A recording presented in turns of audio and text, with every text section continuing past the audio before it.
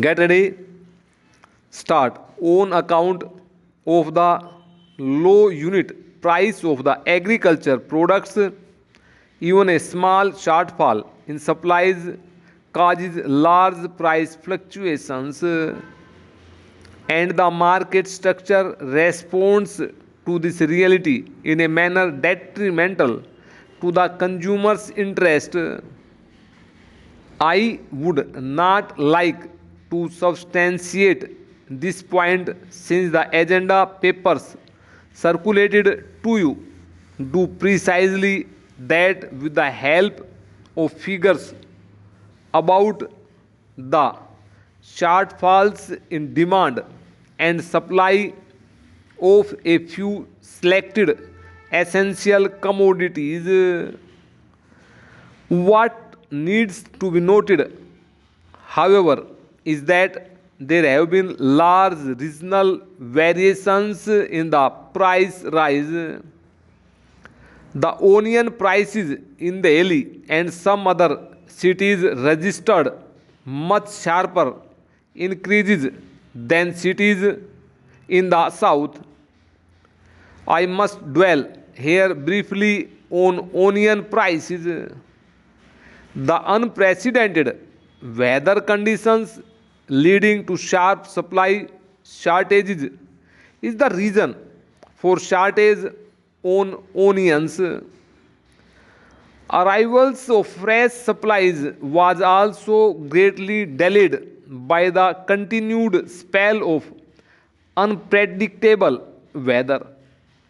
It could have made a difference if the decision to place onion under the open general license with zero import duty coupled with arrangements for speedy imports had been taken somewhat earlier. The prices of other essential commodities like rice, wheat, sugar, tea, and salt have shown a normal trend. In view of the comfortable stock position of the commodities, their prices are expected to rule easy in the coming months.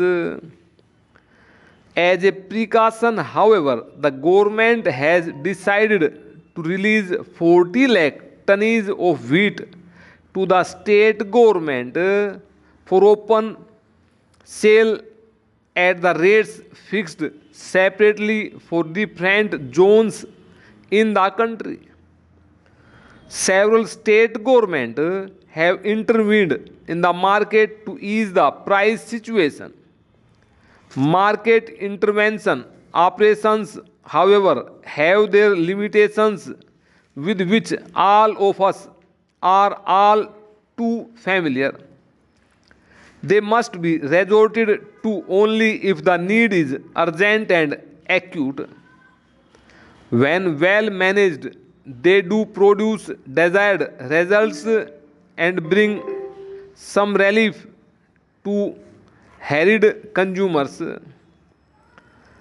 However, neither the center nor the state governments can bear the financial and administrative cost to sustain them for too long and for a range of commodities. We should therefore shift out focus to such medium term and long term strategies as would better manage prices of essential commodities.